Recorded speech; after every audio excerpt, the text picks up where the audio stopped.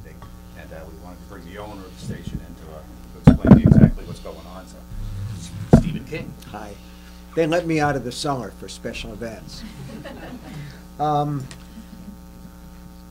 I've been a Bangor resident for over 30 years, and I've owned radio stations in the Bangor area for probably 25 of those years, and I've never been as excited about anything as I am about this, because I've always missed one thing in the Bangor radio market, which is this sort of all-day, in-depth coverage of main events, main news, main politics, really try to get beneath the surface. And I think MPBN is a terrific thing, and I love it, but I always wanted something local and something that was really happening, and we're going to offer that kind of coverage, I think, starting, what is it, September 12th? And we wanted to shake things up a little bit in the market, and we're going to try to do that. We've got Ann Gabbianelli on board as director of our expanded news department, and we're going to be inaugurating on September 12th the new Pulse Morning Show. We're very fortunate to have Pat LaMarche and Don Cookson on board, and we think that Pulse 103.1 and WZON AM listeners are going to enjoy some lively voices in this market, with the possible exception of certain politicians and certain doers that a little bit on the sketchy side. We're going to try to be informative, we're going to be provocative, we're going to be amusing, and we're going to try to be a positive community force, which is something that I've always tried to be a part of during my time in Bangor. So now here to talk a little bit about that. I could give you her whole resume, but you've got it. So here's Pat LaMarche. Thank you very much. Actually, obviously, this is pretty exciting. It's really exciting to have Stephen King give us an opportunity to speak truth to power. It's time. And I don't know, a lot of things are thrilling, but I don't know if you've ever stood up to a bully. Nothing is more fun than standing up to a bully. And there's an awful lot of bullying going on out there right now, and they bully people that really matter, little people who don't have a voice of their own. And so the opportunity to stand up to those bullies is really what's jazzing me right now. I mean, we're going to tell the truth, you're going to hear what the story is, and then you're going to hear the real story. And we're going to want feedback, we're going to want participation, we're going to want people to call the show or get involved. The other thing is, if you've ever been bullied, you're going to want to tune in, because someone's going to stick up for you. You know, it's terrible to be kicked while you're down. If you're out of work, if you're trying to get an education and you can't swing the loans, if you're trying to make it in today's world, you're not the problem with this country. The problem with this country are the people who want to make you feel bad for the fact that you're unemployed, or you need an education, or you're just trying to get by and you don't have any health care. Your kid's scared because your kid's sick, and you're twice as scared as that kid is. That doesn't make you bad. And right now, I think the culture is to make people feel that way. The most important thing I think about this show is that it's going to be fun. It's going to be great fun. It's going to be a blast. We want you to laugh all the time, because if you don't, you'll cry. And we think there are going to be some politicians in this state who right now are going, no. I can't wait to hear that. I'm really excited to work with Don Cookson. He's worked inside the State House. He was the communications director for the Secretary of State. He's got a lot of great insight to bring us, but he's also been a journalist for a long time and gets it.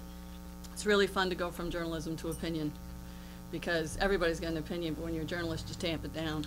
Here we're going to swell it up. And then we have Morgan Urquhart sitting with us right now, who represents Congressman Michaud's office.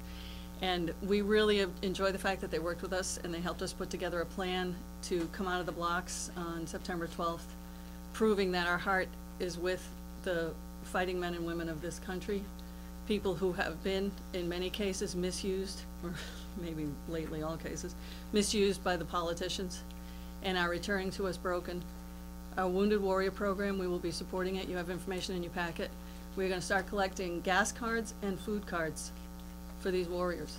And it is staggering to think that people can go and be willing to pay the ultimate price and come home unable to feed themselves or get the fuel to get to their doctor. So it's with a heavy heart that we do this because of the situation these folks are in, but we're really proud to be helping the men and women who have fought for this country. Don, do you wanna? Well, I would just like to say that I think it's a very exciting time to be here at Zone Radio. There is an opportunity for something new and something different within the marketplace, and I think a lot of that stems from the fact that political discourse has become absolutely polarized. It is something that is sort of devolved into nothing but a shouting match. And hey, there's plenty to shout about, but you can shout at both sides. You can shout at people in the middle. We need to try to get beyond that. We need to be talking about what's truly going on in the country, and I think in most instances that's information that is absolutely left behind. It falls by the wayside, and that's some of the stuff that we're hoping to bring to the front. And there's no reason why you can't have a good time doing that, and it can't be entertaining to listen to.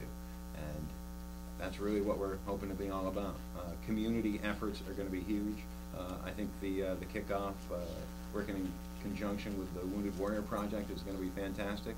And we're considering that to be the first in a long line of community-oriented projects and efforts to help people who need it. And unfortunately, we're in a situation and we're in a time where there are a lot of people who are in need of that help. And I guess that's what I'm looking forward to over the launch of the program. Questions, comments? Yeah, and you talk about what's going on in the country, which I think is great. Are you going to pinpoint, now let's talk about what's going on with Maine? Because what's happening across the country sometimes affects Maine, but then again, sometimes it's a lot deeper just here than it is somewhere else. Are you gonna hone in on that as well?